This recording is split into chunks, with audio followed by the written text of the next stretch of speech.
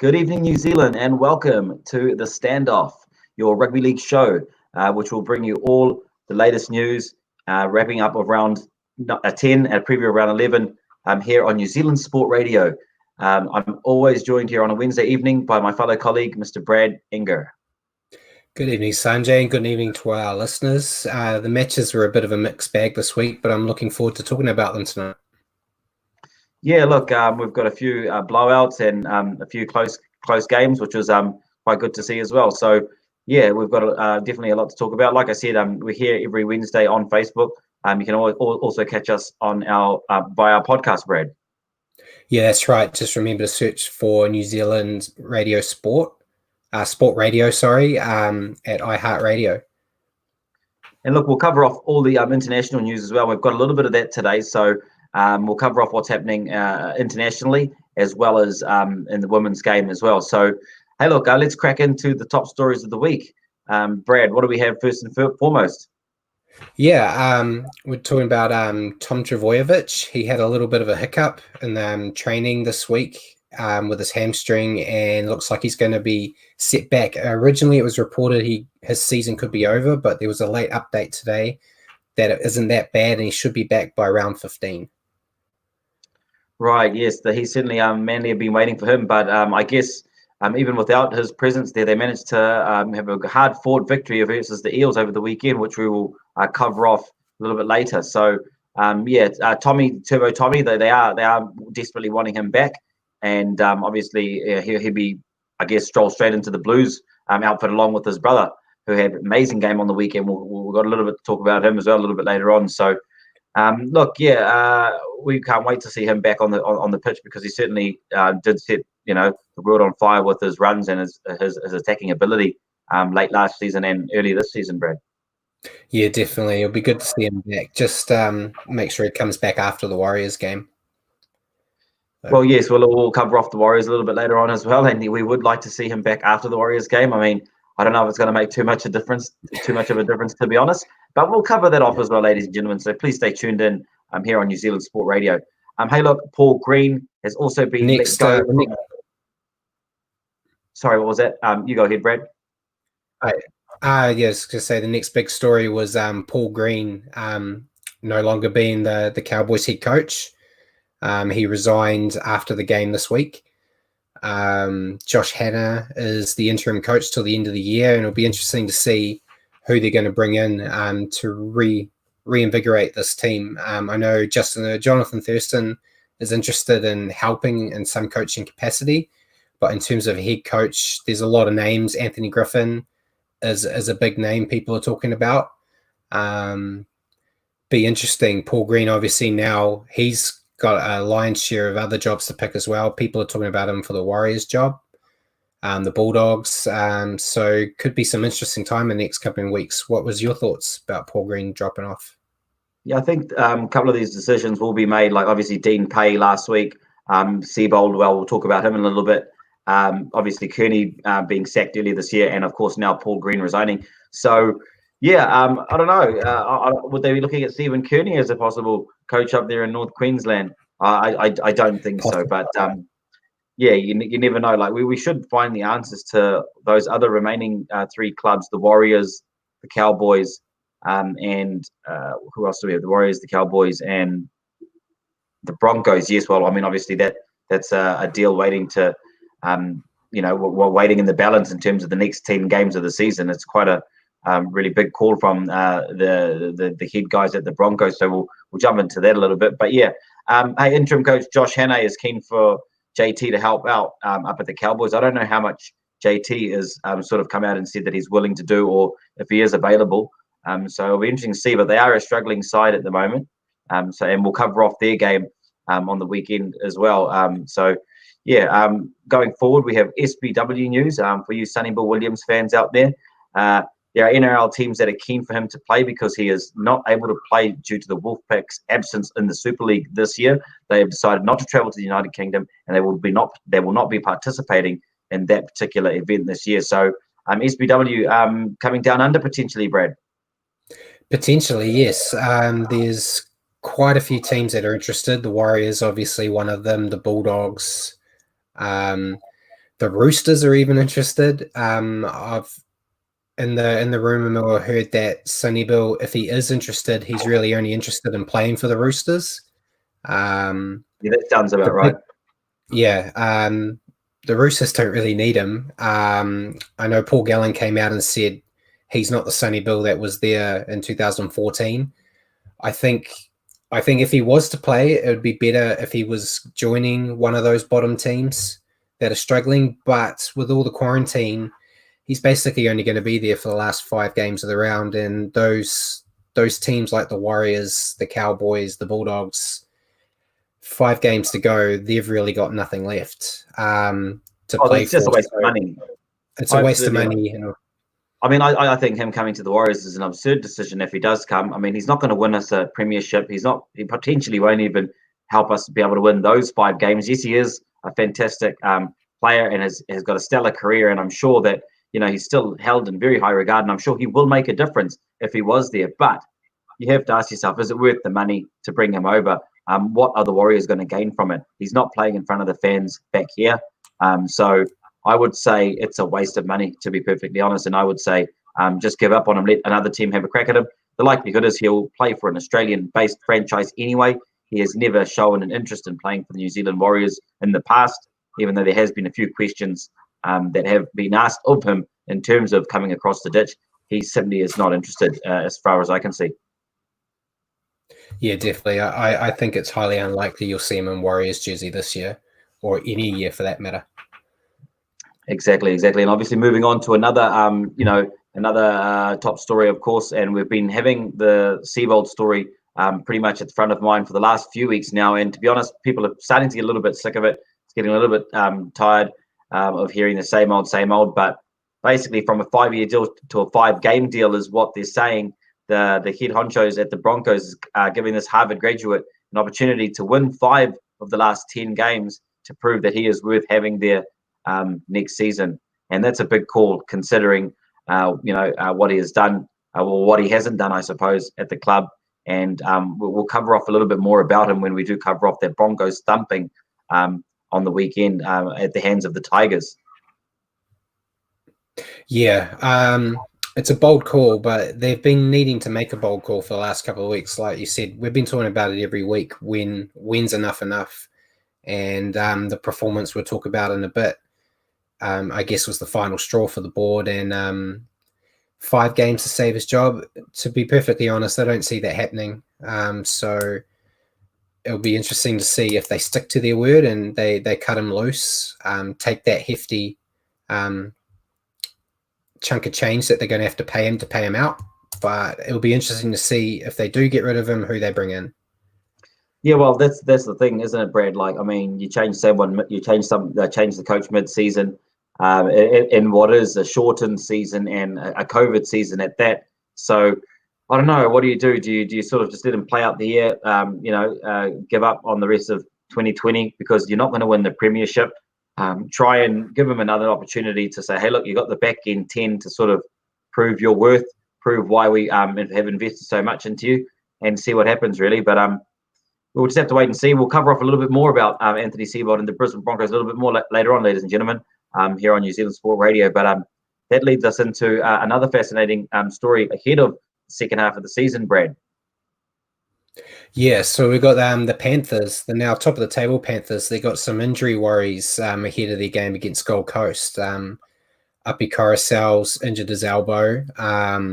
There's no ETA on when he'll be back. They're hoping it'll just be a week and then he could be back. But Dean Fade and Dylan Edwards are out with thigh and hamstring injuries and are going to miss a few more games. So not that great for the Panthers, but I think they've got enough depth that they've shown with some of the young guys that step up to get them through the storm. But obviously they want their top stars back as soon as possible. Yeah, it'll be interesting this one, Brad, because we've seen, like on the weekend, we've also seen the depleted Canberra Raiders take out the Roosters in a fantastic game at the SCG. We'll talk about that soon, folks. But yeah, what I think about the Panthers injury worries is that a lot of the other top teams have been tested with injury concerns throughout this shortened season due to a number of factors. Obviously, we've talked about it earlier on, the new tackle rules and so forth, the game's going a little bit faster, etc. Apologies for that. And yeah, basically, like I think that, to see Api Coruscant sidelined, let's just see what that does to their go forward, because he has been an influential player, probably the buy of the season, and him and Cleary have just been wreaking havoc up the middle. So it'll be interesting to see, like you say, they've got a bit of depth over there. Farre and Edwards obviously not as important losses, but still they've been playing some good football as well. So it will be interesting to see how it has an impact on the Panthers side over the next couple of weeks, and maybe we'll see them drop a game or two. But at the moment, I do see the Panthers right up there, and we've got a special section a little bit later on tonight, ladies and gentlemen, where we're going to discuss potential grand finalists after 10 rounds, and we'll discuss that a little bit later on. But Brad, you've got some news on the Walker brothers, I understand. Yeah, so the Walker brothers were firming up as favourites to be the Warriors coaches for next year. It's cooled off a bit. I believe they've had an interview, but the Warriors are saying that nothing's set in stone. I think with Green now stepping down from the Cowboys, I think it's opened up the Warriors coaching pool again. So I think any decision's probably going to be pushed out further until the Warriors have spoken to him if he's interested in the gig or not. So I like the Walker brothers. I think that would be an interesting style for the Warriors. But it's a risky style, and I don't know if the owners will be confident enough to experiment when they're dead set on making sure this Warriors team starts winning. Yeah, it's always a tricky one when you want joint coaching, a joint coaching team as well. I don't know if I'm a fan of it, to be honest. I mean, you want one man who possesses the skill, the experience, the tenacity to get the best out of the players, and two guys up there. I'm not saying it can't be done, but it just seems an odd thing to do. I know sometimes there's been joint captains, and I think at the Cowboys there was Spence and Thurston were joint captains. Correct me if I'm wrong.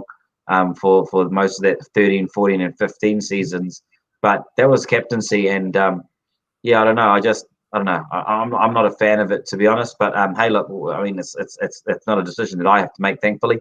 So we'll just have to wait and see if they get the nod. There is speculation that we should hear who is going to be at the helm of the Vodafone Warriors. We should hear within a month or so. So we'll keep you posted on that, folks. The other big news, of course, in terms of the coaching ranks, is Trent Barrett named as Bulldog coach from 2021 for a 3-year deal after he finishes his stint as the Panthers attack coach. Brad. Yeah, that's right. So it was a pretty big rumor up until yesterday, and then the Bulldogs members actually got an email about 3 hours ago confirming it before it got released to the media. So it's all signed and delivered that he is now going to be the Bulldogs coach from next year. Obviously, the Panthers attack's been going really well, and he's helped with that. So they're not willing to let him go this year. So he can't go. But the Bulldogs had the double whammy of news when they announced that Nick Kotrick from the Raiders is actually signed with them too. So he'll be there next year, which that's a big signing. It is a big signing, yeah. So it'll be good for the Bulldogs, and I think getting Barrett now, they know they can actually start making some signings because they've got their future set. They're like, this is our coach, this is what we're planning. So they might be able to do some recruiting, which they need to do for next year.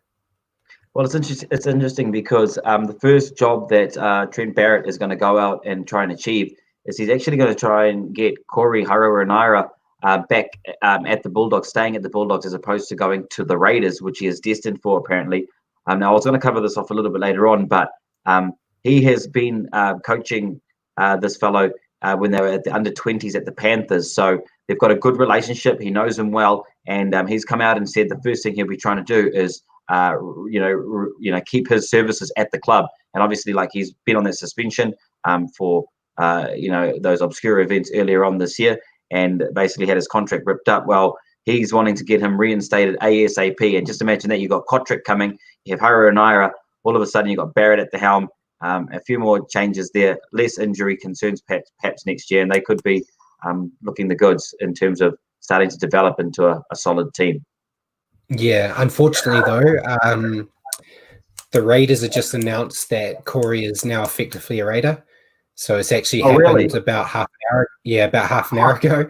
So Wow. There you go. they've the Bulldogs agreed to release him. So yeah, So unfortunately could he the be Bulldogs. playing? Could he be playing this weekend then, Brad?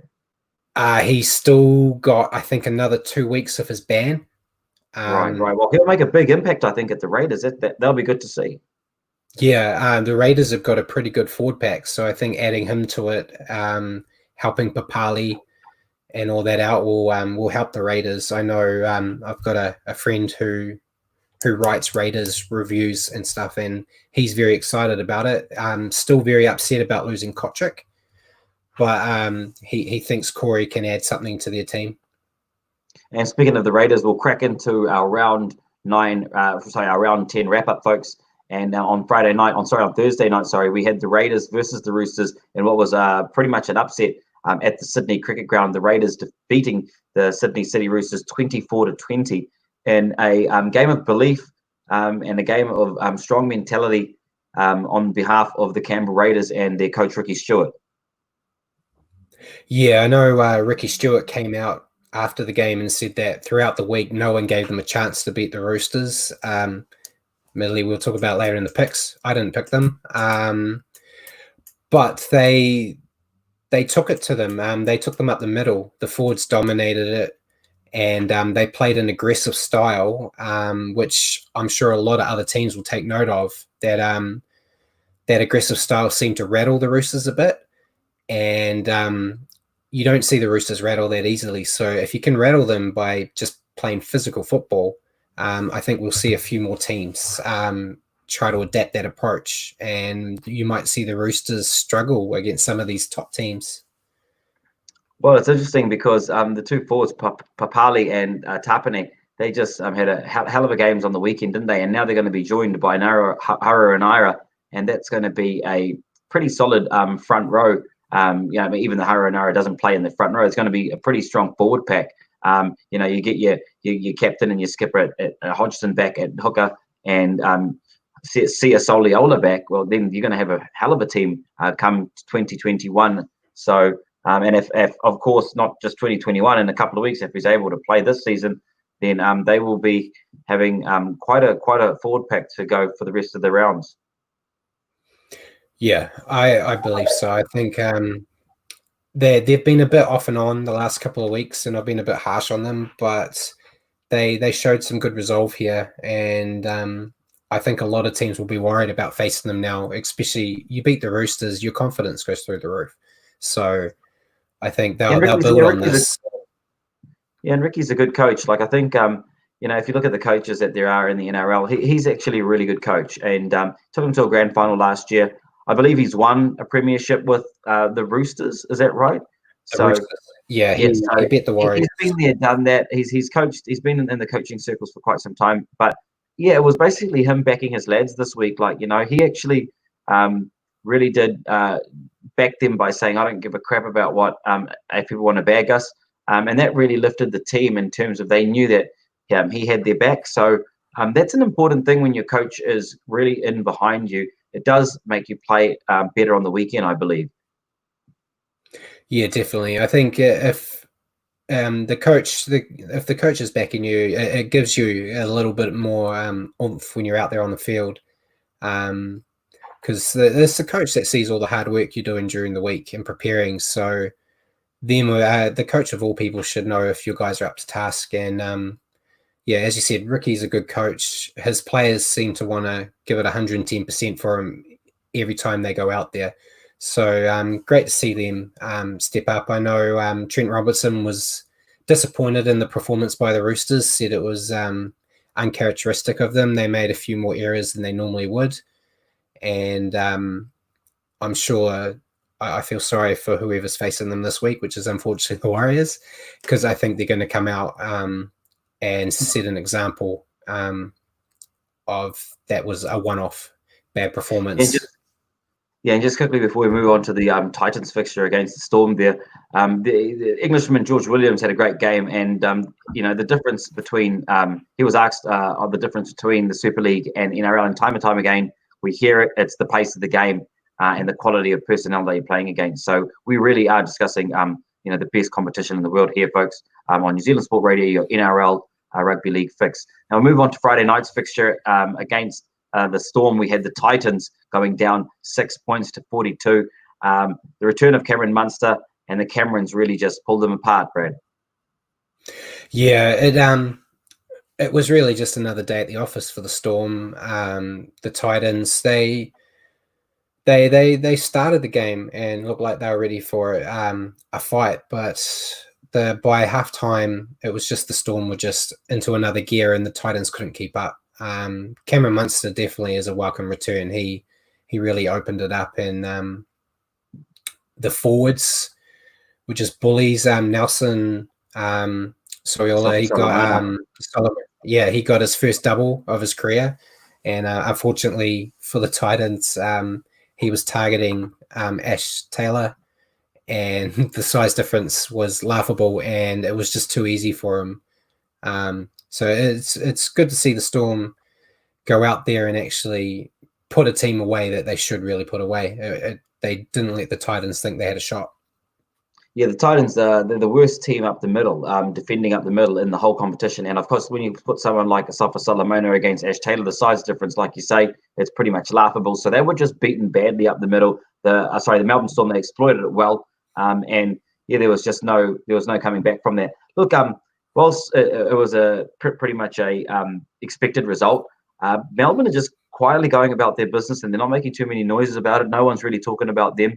So these guys are a dark horse. They're always thereabouts, year in, year out. They're a very consistent side since entering the competition. I think way back in 1999. I think Tauranika, in fact, was part of that inaugural side. So they have come along in leaps and bounds even this year. After the first couple of rounds after COVID, they did have a couple of losses, namely against the Roosters and the Raiders, I believe, in back-to-back weeks.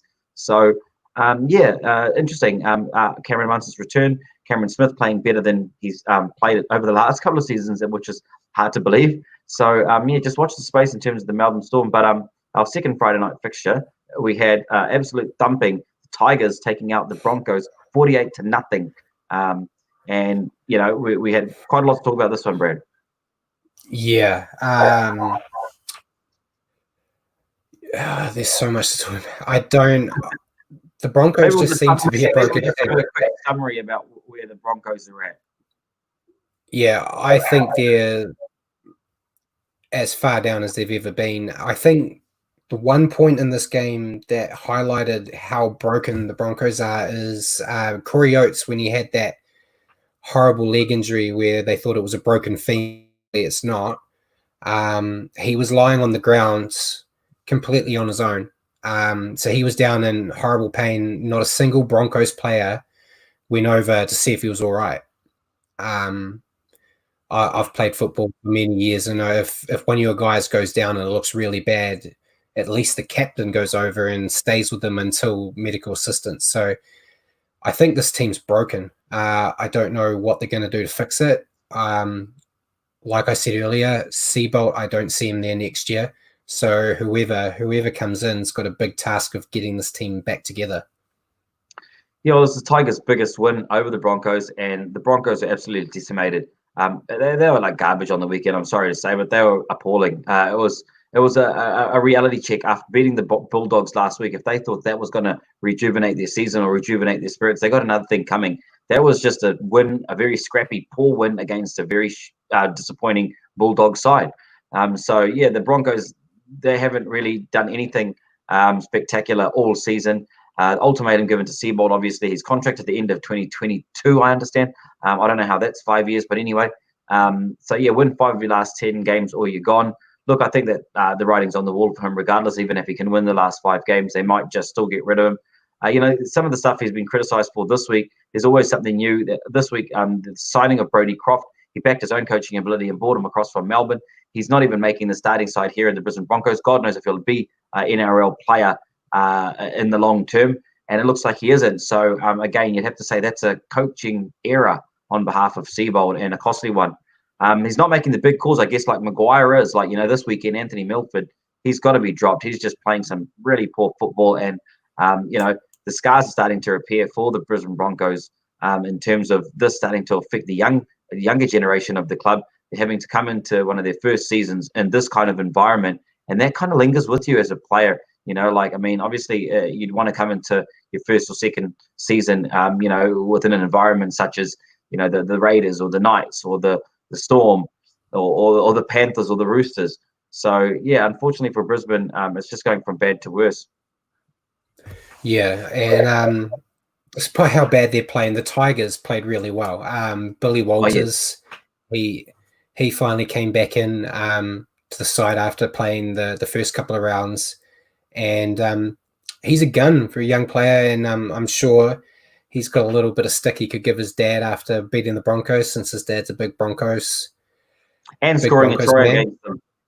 Yeah, exactly. And Benji Marshall, his first try, and Benji Marshall, and he came out and fired as well, and showing, I think it's good. For the Tigers, it shows those young guys that Maguire's a hard taskmaster, and if he doesn't think you're up to it, he'll cut you, like he did with Luke Brooks, like he did with Benji. But Benji showing that he tells you what you've done wrong. He said you keep missing tackles, you go away, you work on that. I don't think Benji missed a single tackle in this game or in the previous game when he came off the bench. So he's shown that he's worked it. So it shows that when those experienced players take it on the chin and go off and improve their game and then come back, it's showing those young guys the attitude you need, which I think is going to help the Tigers in the long run. Yeah, obviously with Benji Marshalls, Walters, Brooks, Reynolds, Little and Dewey, they're developing into a solid unit there, and they've got a hell of a spine, this Tigers side. So keep watching them. Maguire, like you said, he's getting a lot of reps from his players. They're not afraid. He's not afraid to chop and chain, make the big tough decisions, like you said, and he wants the perception of the club to change. Obviously, I think 9th place has sort of been their average over the last couple of seasons. He's certainly doing his damnedest to change that. And of course, Harry Grant, a bit of a revelation, and possibly to some degree their best player. He's a real crowd favourite, and out of the Melbourne system as well. So along with Billy Walters, there is a bit of bit to be told about that Melbourne environment, and players that come from there are generally of a good pedigree. So let's keep an eye on those Tigers, who are getting closer and closer to sort of knocking over those teams between 6th and 8th spot. So, hey, look, moving on to the Saturday fixtures, we had the Dragons beating the Bulldogs, and which was, again, it was a victory for the Dragons, but very much a nothing game, Brad. Yeah, it was a bit heartbreaking for the Bulldogs. It was 22-all with a few minutes to go, and then a wayward pass from them went all the other way, and they lost the game. So it was heartbreaking. It looked like they were finally going to at least go to Golden Point and have a chance to win a game, but ultimately they're just the confidence. When your confidence is up, you make mistakes. Yeah, it was. Yeah, so that was unfortunate for them. But hey, look, the Dragons keep their season alive on the other hand, and they bag another 2 points. It's going to be an interesting fixture this weekend for the Dragons. We'll cover that off in our round 11 preview. Obviously for the Bulldogs, Trent named as a Bulldogs coach, and like we talked about, he wanted to keep Corey Harawira. He's not been able to do that, so let's see what he can do from next year onwards. But and for the rest of this season, he is the interim coach is just going to be in play. Is that correct, Brett? That's correct. Yeah, they're just going to let the interim coach take look over everything. Trent's going to be able to have a bit of a hands-on in the background about where they're going to go for next year. But yeah, as just in discussions, not actually doing anything on the field for them. I think it's a good signing. I think I listened to one of the NRL shows about, as bad as the Bulldogs have been this year, you can't deny that they got heart in their defense, and they're just attacking spark, which Barrett has shown that the Panthers is something he can give them. So if he can keep that same defensive pressure and mindset that they've got now, add his little spark in there on attack, they could actually turn themselves around next year. Well, yes, let's see what happens to the Bulldogs. They're in dire straits along with the Broncos and even the Warriors, you'd have to say, ladies and gentlemen. So we'll just have to keep an eye on them. On the flip side, we had the Rabbitohs and the Knights going head to head, and which was pretty much the closest game of the round. Even beforehand, they were $1.95 playing $1.85 at kickoff. And unfortunately for myself, the Knights have stolen the show, Brad. And this is just an absolute shocker on my behalf, because I had picked the Rabbitohs, even without Latrell Mitchell, to come away with the points, and I needed that to try and get one up on you. But unfortunately, the Knights have, they've come away with it after Kalen Ponga played a magnificent game, setting up a few tries, and it was just back to his attacking best, really. Yeah, I think the only issue you could have with Ponga was his goal kicking. He missed 3 conversions, which ultimately, if that game was an extra couple of minutes longer, could have cost them. I picked the Knights in this one because Latrell wasn't playing, and you could really see that the Rabbitohs missed him. He's not always out there scoring tries, but he's just that little linking piece and helping set up tries, which was something they lacked quite a bit of. But I think something that we've been talking about the last few weeks with the Rabbitohs is, as you saw in the last 15 minutes, when they just hit 3 tries back to back and then had a 4th disallowed, they can score points. They just can't hold on to the football. That's their biggest issue. They keep dropping it, making silly passes. So they've got attacking nous there. Wayne Bennett's just got to sort something out with their hands. Simple as that. They just need to learn how to hold the ball. Yeah, Damien Cook obviously had his best last quarter of the game, really. Last quarter, his last best 20 minutes of his season, I guess you'd have to say, in that defeat. But hey, look, they're missing a few players as well, and they'll be getting those back as well. So obviously besides Latrell, I think there's a few little injuries there as well. So we'll keep you updated on that as well as the season goes on. But they're looking a 50-50 side, the Rabbitohs. I had big hopes for them this year earlier on in the season. I really did. But unfortunately, they've gone down in these close encounters.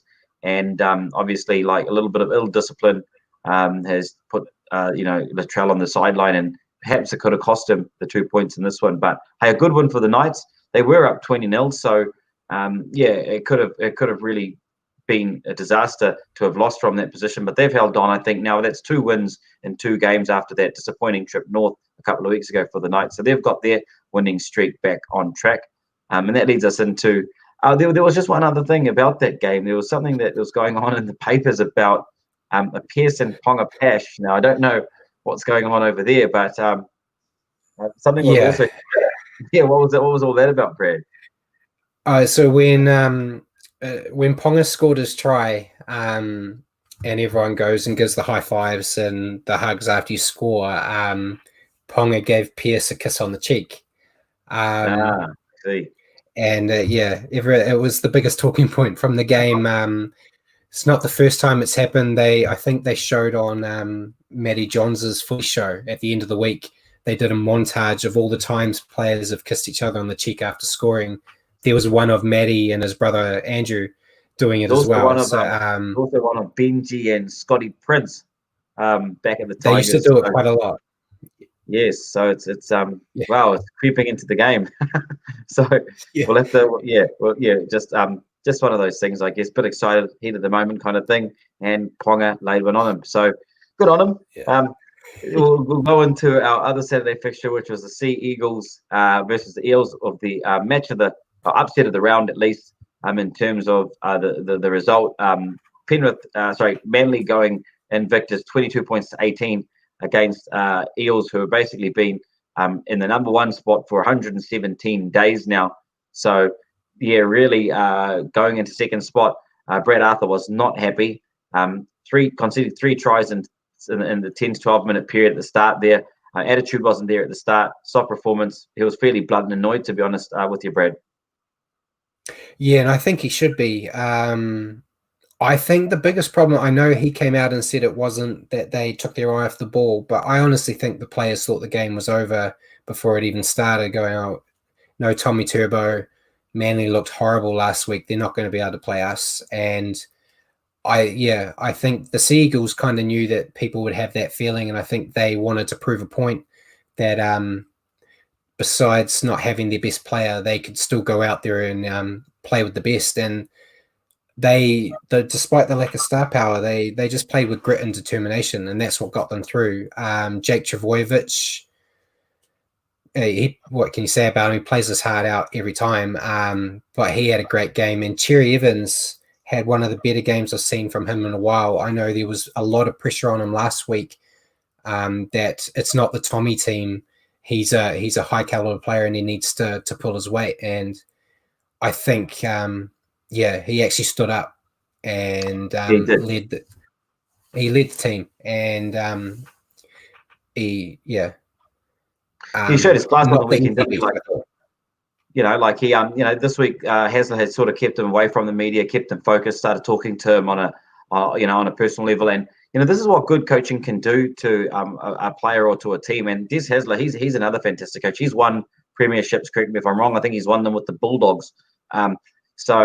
He basically just took Cherry Evans away this week and said, hey, listen, I don't want you to listen to all of that stuff that's going on in the media. I want you to focus on the task at hand. He's a world-class player, and he laid on a world-class performance. But just about Jake Trbojevic, I mean, he is a phenomenal athlete, really. Like, he can basically play at 13 or 6, and that's for Manly or for the New South Welsh side or for the Kangaroos, for that matter. I think he'd slip into all three along with his brother. He's pretty much the stalwart at that club, and he proved on the weekend that he's definitely a world-class player. And it was a good win for the Sea Eagles in the respect that they have still got an opportunity to prove something this year. So they really needed a performance like that, particularly after some really bad losses by teams that had just completely annihilated them because of their injury woes. So I'm happy for the Sea Eagles coming away with the points. Yeah, definitely. I think it was a good shot on the arm for them for confidence, and they will hopefully go on from that. But that takes us to the first game on Sunday, which was the Sharks defeating the Warriors 46-10. In a performance, you could basically say it was the Sean Johnson show. What were your thoughts on the game? Yeah, obviously, but very disappointing game from the Warriors. Sean Johnson had a cracker of a game. I really liked the 100-meter try that he laid on for one of his outside backs. He basically, I think, 2 or 3 try assists, 7 from 8 with the boot, a try himself. He really directed play well. He's now played well for the last 2 to 4 games, I'll say. And I'll say it's pretty much come after that Cooper Cronk comment that sort of basically said he was firing blanks. So, he's starting to, gel a lot more with Townsend and his outside backs at that club. It was always going to take a little bit of time. And I think he's starting to find his niche over there. Again, is it a fantastic performance from the Sharks or a disappointing performance from the Warriors? I would have to say the latter. The Sharks were always expected, perhaps, to beat the Warriors. I picked the Warriors purely on, I guess, loyalty. I'm not going to make that mistake twice. I think that I've been too loyal and I've lost out a game tier on the pick. So it's 2 games that I'll be behind at the end of this round. But I think that the Sharks played well. I don't think their defense was impressive in the win. But the Warriors just win in the race. And I think that it's the cliche that if the forwards win up front, you win the game. And I think that was put on display here with the Sharks forwards. They didn't have Fafita, which was a huge loss, but all their players stood up and they just bullied the Warriors and let the Sharks backline have fun. And you could see it; they were laughing and joking around like it was training, and everything was going right for them. And pretty much, the Warriors. I don't know. I know Todd Payton came out and labeled them soft, and I think that's a pretty fair description. They had no attack. The defense was woeful, and something that's been really concerning for me the last few weeks is their in-goal defense. We've seen quite a few tries against the Warriors where teams are putting a grubber through, and the Warriors seem confused on what to do with the ball there. And they're not an organised backline, are they? No, and that's the problem. So, like when you're playing. Sorry, Brad. You go on. No, as I say, I think in that circumstance, I know they want to try to get that 7 tackle set instead of just giving the ball back. But I think at the moment, especially when you're looking at the score that they were having against them, just dive on the ball or kick it out or do something just to make sure another try doesn't get scored. Yeah, look, I mean, hey, look, there's a raft of concerns at the Warriors at the moment. And I think if we try and fix everything in 1 week, we're going to be hugely unsuccessful. I think it's going to take a while for this club to sort of get back to where we want them to be, and potentially even to a premiership contender. It might take a year or two before we even get to that level. But, there's always something that sort of drags the Warriors back down to reality, even after perhaps a couple of good years. We always seem to just go in a negative direction by the end of it. Like even with Kearney, at the end of his tenureship, he ended up at 38 or 39%. We just hope that the next coach or the next coaching team, whoever that may be, can really make a difference at this organization. It's a proud organization. We've been going on for some 25 years. The other teams that have joined the same time of us have won premierships, except for the Gold Coast. So, our time is coming. But yeah, just a matter of when, 2030 or 2050. So, hey, look, we'll leave the Warriors for the time being, and we'll head on to the rest of Sunday's fixtures. We had the Panthers beating the Cowboys in the last of round 10's clashes, and no surprises here. Panthers coming away with the points, 22 points to 10. Obviously, after the big news that afterwards, the big news obviously that Paul Green will be leaving the Cowboys. Yeah, so it's the fifth win in a row for the Panthers, and Cowboys showed spirit. Top of the table as well after that win. Top of the table, and Parramatta loss.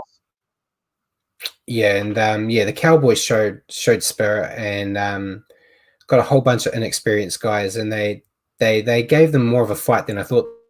The Hammer, I can never pronounce his name properly. It's Hamiso Tabao-Fidel. So I think the young guy that they got at fullback, he got a try of the match or try of the year contender, where he evaded 5 Panthers on the way to the try line, just a solo try on his own. So it's good to see they got some young talent there that they can develop, and hopefully they can keep sticking around. So there are some good signs there for the Cowboys for the future. It's just the present isn't great for them right now. No, the cracks are appearing at the club, and of course, Jason Taumalolo, he can't do everything on his own.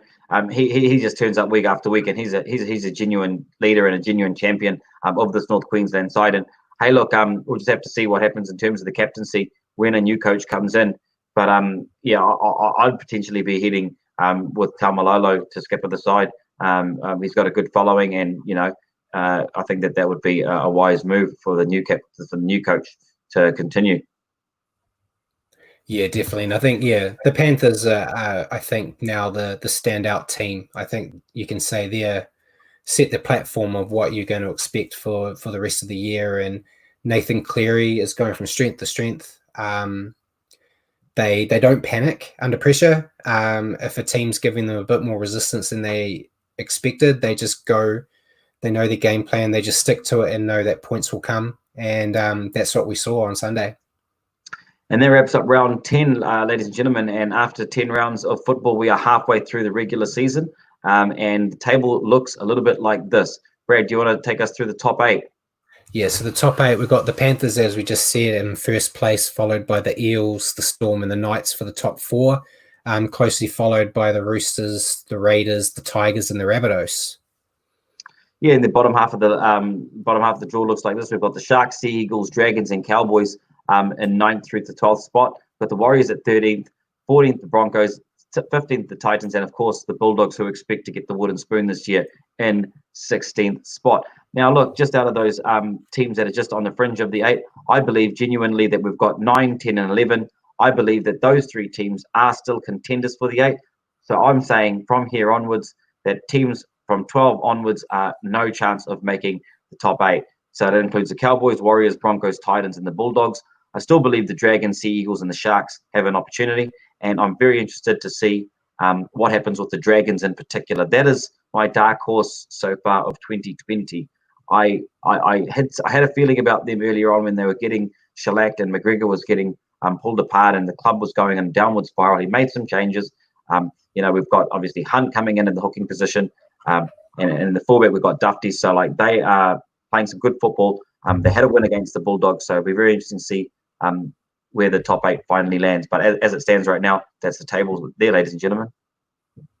Yeah, which that may as well go into our round 10 picks and our overalls. So you got 5 out of 8 this week, not too great. And I just snuck through with 6 out of 8, so I got one ahead of you, which was that night's Rabbitohs fixture. So that gives us our running total. You've got 37 out of 56, and I've got 40 out of 56. So I've got a little bit of a lead on you. Yes.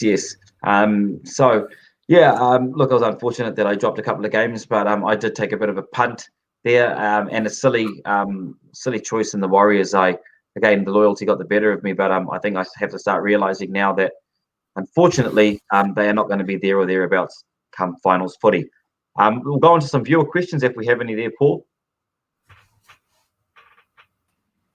Not really, but Simon has pointed out, that the New Zealand Herald has backed up those rumours around the Sonny Bill Williams to the Roosters, and just an hour ago put an article up. But nothing to I think I confirmed. It's just rumours. He's going to be signed for the last 4 rounds. So, is I guess a question for you guys: is there a minimum number of rounds he has to play to be eligible for the final series? No, he can come in and play. No. He can come in and play the final series alone if they wanted to. As soon as you sign a player and the contract states that he can start immediately, then he can play 1, 2, or all the rest of the games of the season. So, yeah, look, I mean, to be honest, the most wisest move I believe Sonny Bill could make, and this is what I would be doing if I was him, I'd be going for one of those teams that is not looking the strongest at the moment, but one that could potentially win it. And it's almost set up for him to go to the Roosters. Let's be honest, that's his club. After the Bulldogs, he played at the Bulldogs when he started. But as of at his later stages of his NRL career, he was at the Roosters. He won premierships, I think, with the Roosters, and they are not performing at the level of some of the other clubs right now. So you might see him at the Roosters, and that might just give them that edge to try and win a premiership.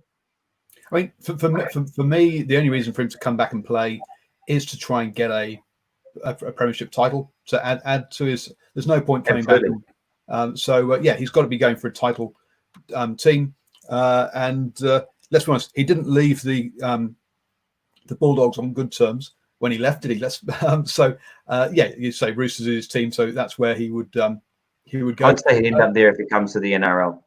Yeah. Jordan asks, why are so many coaches losing their jobs during an already bad economic time? Yeah, that's a good question. That is a good question.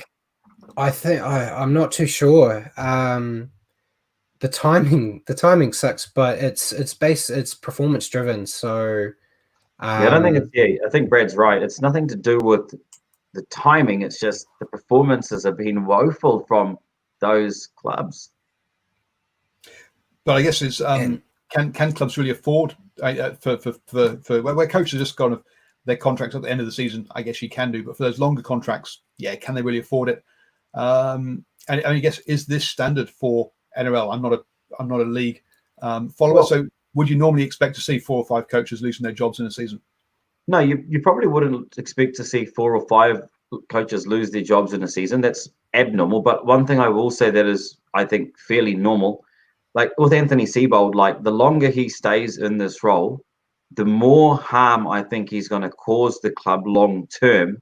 And the club will then ask itself, the money that they have to pay him, is it worth it to sacrifice that harm, if that makes sense, Brad? Do you know what I mean? Like, they're committed to paying him financially, but if they buy him out, would that serve the club better in the long run because of the stigmatism left by such an individual? I don't know. Maybe, I don't know. That's what I think about it. Yeah, I think that's it. I think they just got to weigh up the pros and cons. Is it easier to just cut the limb off and save the body, or just let it fester? Which is a horrible way to say it, but that's kind of the situation the Broncos are in right now. So there you go, Jordan. It's down to down to performance. It's not down to economics. I'll hand the show back to you guys. Thanks, Paul. Thank you. Before we move on, I've got a question for you, Sanjay. So if it was all over now, who do you think would be in the grand final this year? And of those 2 teams, who did you think will win? Well, at the moment, as it stands right now, if it was 10 rounds of football and then we had the grand final this weekend, without a doubt, it would be the Panthers versus the Melbourne Storm. Now, I know that's a bit of a shock considering the Eels are in second spot. We've also got the Roosters and the Knights nearby. But I genuinely believe that this Melbourne side has played some amazing football over the last 4 or 5 weeks. Cameron Munster is now back. Cameron Smith is firing on all cylinders. Yeah, I'd say a Panthers Melbourne final this weekend with the Panthers taking out the premiership if it was to be this weekend. What about yourself, Brad? Nice. We've got one thing in common. We've both picked the Panthers, but I've gone with the Raiders instead of the Storm. But Ooh. ultimately with the Panthers winning. The Raiders, well. I do like the point we were just talking about Sonny Bill and the Roosters, but neither of us think the Roosters right now would be in the grand final. So it'd be a waste of time for him to come over and get that title. But yeah, I think the Panthers.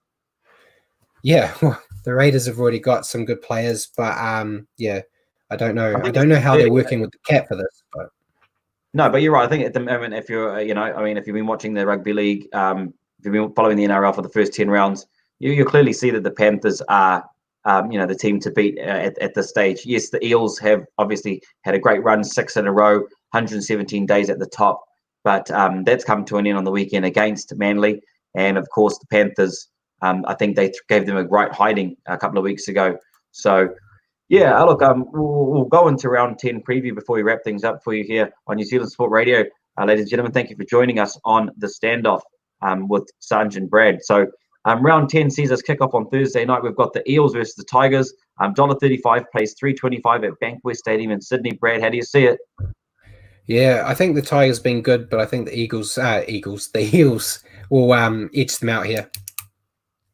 Yeah, I think how angry Brad Arthur was, they better win on the weekend because he won't be a happy man if they come into the training sheds after the game having lost against the Tigers. I think, the Tigers are on the improve.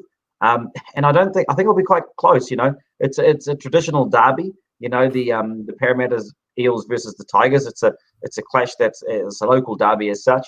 So it'll be interesting to see that game on Thursday night. But yeah, I think I'm going the Eels for that one as well. On Friday, we've got 2 fixtures.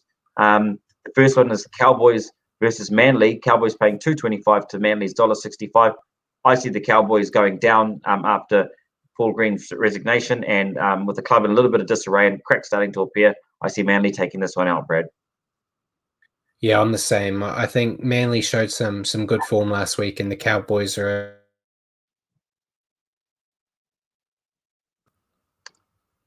Are you there, Brad?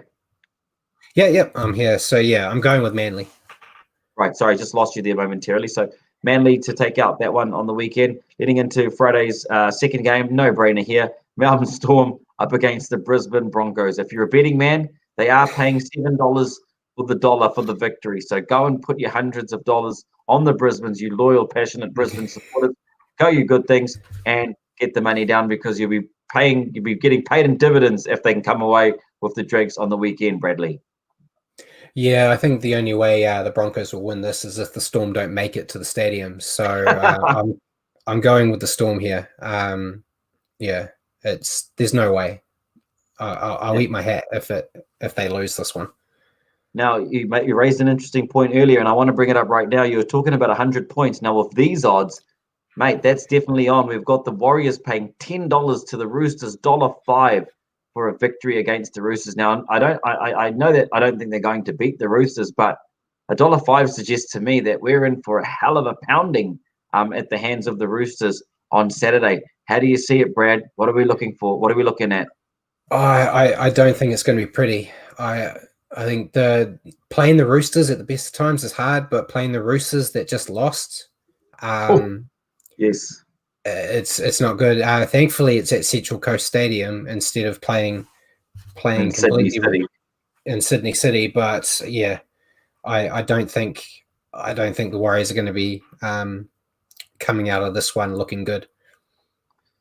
Well, look, it doesn't look too promising. But we move on to the other Saturday fixture. We've got the Sharks versus the Dragons, and which I'm calling one of the games of the round, ladies and gentlemen. I'm very much waiting for this one, and I'm taking the Dragons at $2 versus the Sharks at $1.80. Brad, I know that you've gone for the Sharks on this one, but I'm going to back the up-and-coming Dragons side, and I'm going to back Hunt and Dufty to do the job against Johnson and Moylan. Yeah, I think it'll be a good matchup. A few weeks ago, you would have just told this down as an easy win for the Sharks, but yeah, picking the Dragons isn't a bad option. They do have the talent to get there, but I think the Sharks, buoyed from the confidence after their win against the Warriors, will just edge them out. Yeah, but I mean, it's a win against the Warriors, mate. I mean, how much confidence are you taking away from that? I mean, you know, mind you, the Dragons just edged out the Bulldogs, so it is a battle for that 8th spot, I guess you could say. So it'll be an interesting one. I'm really looking forward to that. I'm really looking forward to seeing if the Dragons, you know, if they can make the top 8, you know, that'd be awesome for where they were at the start of the season. We're talking about all this negative stuff all the time. The Warriors, with Kearney departure and the way that they're playing and all the raft of issues they've got, the Seabold saga up in Brisbane, the Dean Pay fiasco down at the Category Bank Sound. But this is one of the better stories. The Dragons coming back after a horrid start to the start of the season. So one of the more happier, joyous occasions that we can enjoy, and that is the Dragons. So let's see if they can pull one out against the Sharks. That leads us into Sunday, Brad. What do we have first and foremost on Sunday afternoon? We got the Raiders paying $1.50 against the Rabbitohs. I've gone with the Raiders in this one. I think the Rabbitohs, until they figure out how to hold on to the ball, they're going to struggle, and the Raiders looked really good last week, so it's hard to not pick them this week. Brad, I'm also going for the Raiders, okay? I'm not picking the Rabbitohs again this week because they've let me down a couple of weeks now, and Latrell or no Latrell, I don't see them getting past this Canberra side. I think that at GIO Stadium, Canberra are going to be very strong. And yeah, I mean, hey, look, obviously that Hara and Naira can't play just yet, but man, if he could play this weekend, that'd be awesome. But that leads us into Sunday's the final game of the round. We've got the Knights up against the Bulldogs. Again, no surprises here. $1.13 to the Bulldogs, $6. Hey, look, I don't think there's much to be said about this one, except for how much are they going to win by? What are your thoughts, Brad?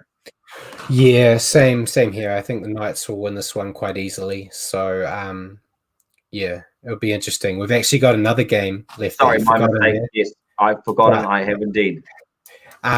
Which I'll go into now, but you've forgotten it because it's already a result, I think, which is the Titans paying $7 against the top of the table Panthers paying $1.10. So you forgot it because the Panthers have probably already won it. Yes. No, fair enough. And so, yeah, it's going to be, I think, a one-sided affair, that one. Of course, we're going to have to see a Penrith with no Coruscant, no Whare, and no Walker. So it'll be interesting to see how they get on with their injury concerns. But I don't think that that's going to be a factor in the result. I think that they've got enough depth there. Cleary's still on the pitch. Bulk of their team is playing well. So their go forward is just unstoppable at the moment. So go the Panthers. And so obviously for round 10, the only difference is that Dragons and Sharks game.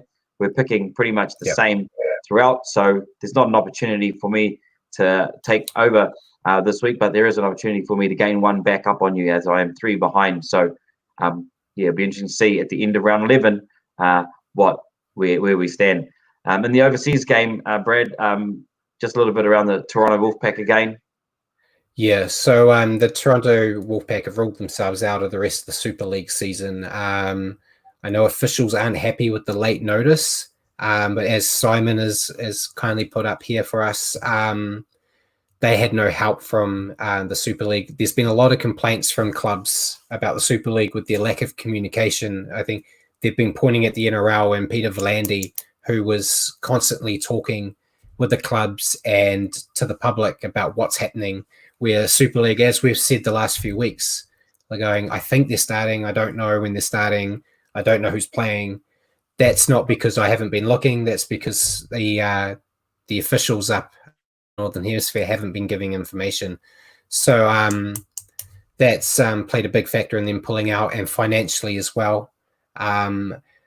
There's rumors that they might not be included next year. They might be dropped down to the championship as a kind of punishment from the officials, which will be interesting to see what happens. But as Simon said, there was a lack of certainty over the promotion relegation, but the Super League's come out and said there'll be no relegation this year, which is good for those clubs. And yeah, obviously Wolfpack players have been given permission to go and find a job for this year, which is why the Sunnyville stuff's all been talked about.